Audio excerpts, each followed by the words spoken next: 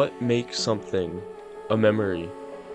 How many times does one moment need to be remembered before it can even be considered a memory? Is this even quantifiable?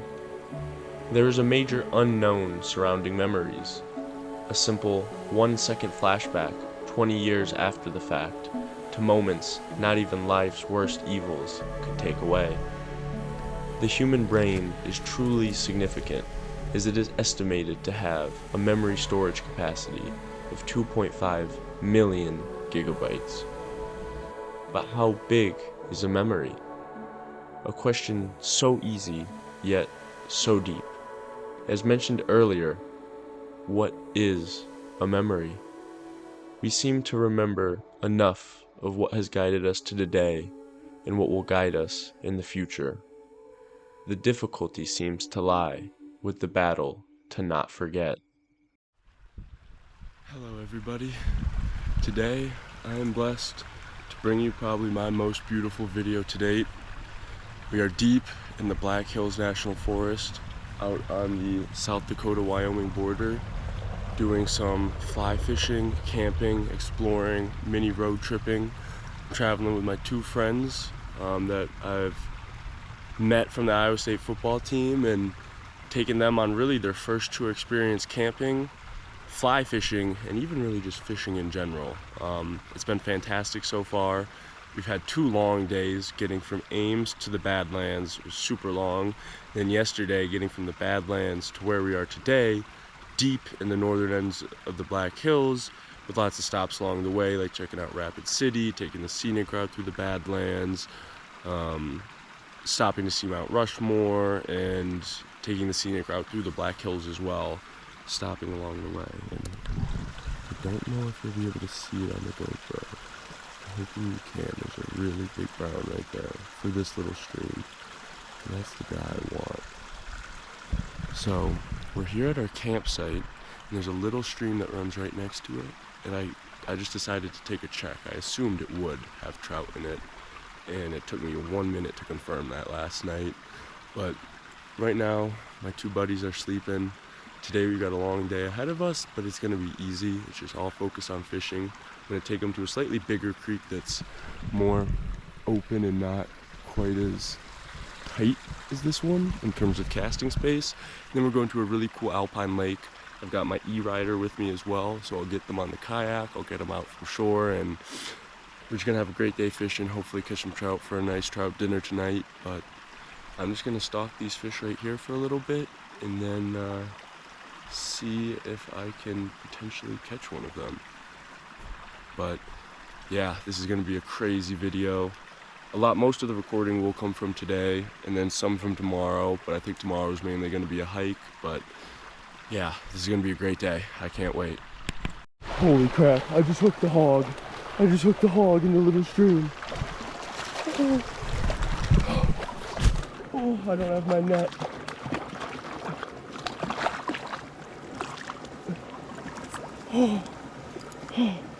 Oh my God. He came out and killed it from the wood pile. Look at that tank. What a beast of a wild brown. Holy crap.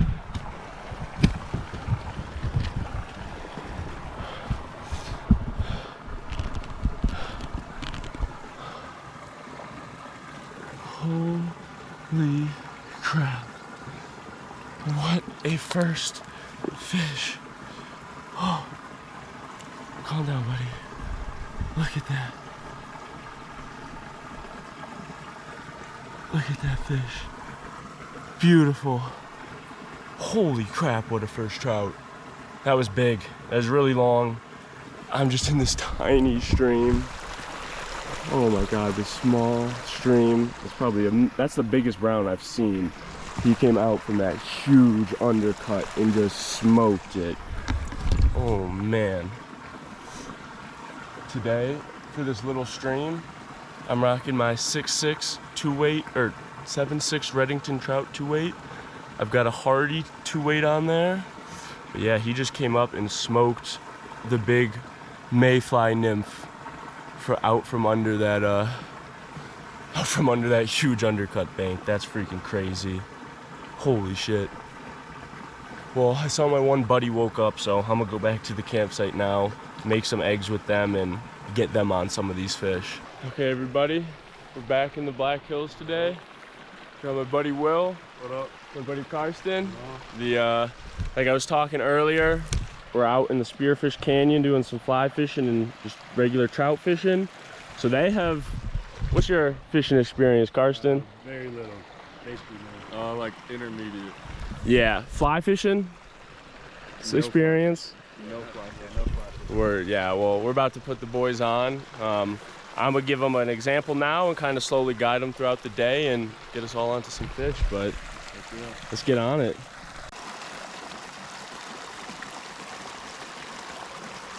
So kind of like I was saying earlier, you want to try and cover the part that's close to you first. So I'm fishing this close little, there we go. Oh my God. Yep, line tightened up, set the hook. There we go, boys. Yes, sir.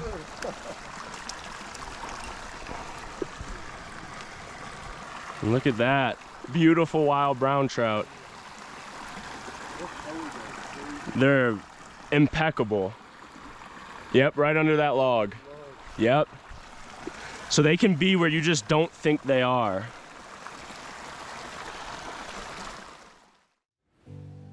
There are certain life-changing moments, however, that we will never forget. Sadly, our modern world seems to be fueled more and more each day by social media, hatred, and a diminishing environment. Accessibility to these positive, life-changing moments is becoming increasingly more difficult, especially those that take place in nature. State and national parks, natural resource agencies, nonprofits, and volunteer groups around the world are doing everything they can to protect what we have left. Yet the environment continues to crumble. Until we reach a point where large corporations are held accountable, not individuals, we will continue to see this exponential decline. That being said, as individuals, it is crucial that when taking advantage of the beautiful outdoors, we play our role and respect all wildlife and remain non-disruptive. This past May, I was fortunate enough to experience one of those moments that will certainly shape my future and be remembered for the rest of my life. I believe that there has been a significant loss of general empathy and respect as more time is being spent online. We are spending less time outside interacting and diversifying our knowledge, and more time inside, locked behind a screen. One of the areas I believe to be most affected is our general societal perspective of what life is actually like for people in different communities. As fake influencer lifestyles, desire for clout, and the need for overextensive wealth become more prevalent, the actual lifestyles the majority of Americans and people around the world partake seems to have been forgotten. As I look back on the first 23 and a half years of my life, I become extremely thankful for how fortunate I have been for what I have been able to see. I have been to 7 countries outside the United States, ranging from Central America to Europe. I have been to most US states and major cities.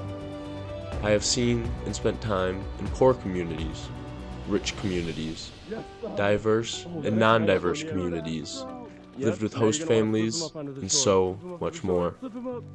Like I said, I am extremely grateful for the privilege I have had and understand not everyone has that same privilege. This was my main takeaway from the trip and is what has ultimately engraved this memory deep into my brain. The footage you are watching is from a trip I took in May with 2 friends, Carston and Will. The 3 of us met this year in Iowa and have only seen each other 10 or so times because we are separated by a 3-hour drive. While still really good friends, I think it is important to provide some background for better context. The 3 of us spent 5 days on a mini road trip from Iowa to the South Dakota, Wyoming border, spending time camping and fishing in the Badlands and the Black Hills. Will had camped one time previously, and for Carston, this was a first.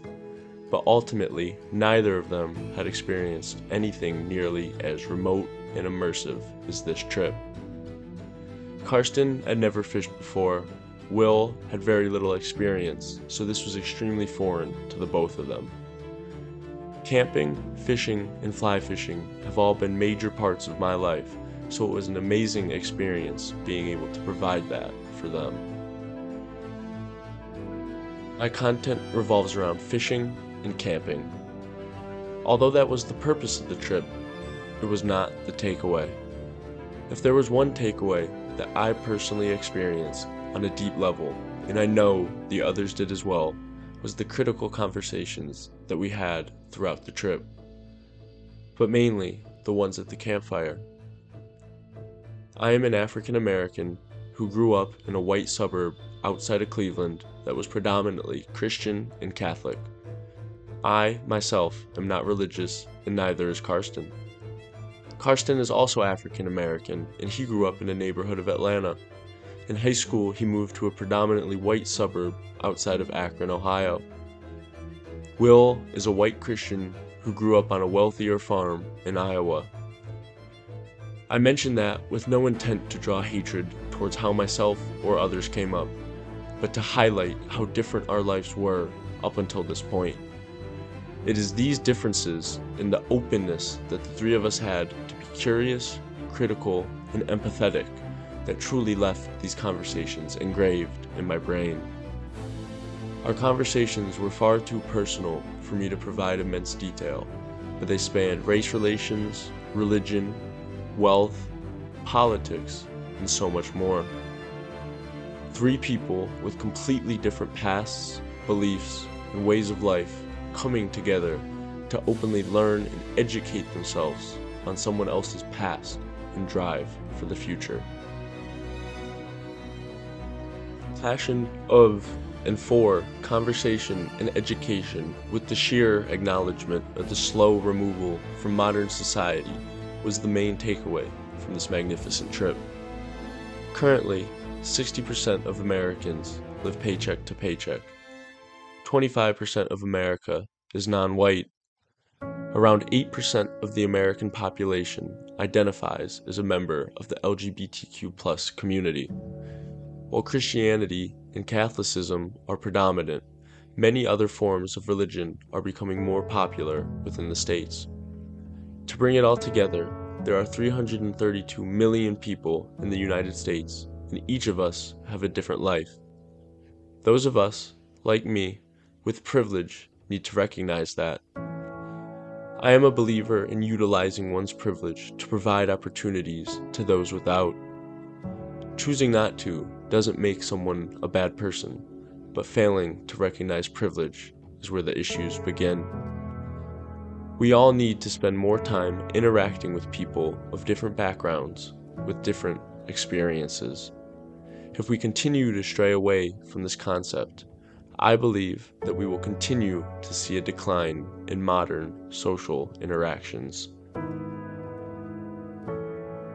The next time you have a few minutes to yourself, stop and think about what got you there. Look back on the memories and experiences that shaped you as an individual and challenge yourself to continue to grow. In an ever-growing life online, sometimes the best way to make this happen is to enter nature and disconnect.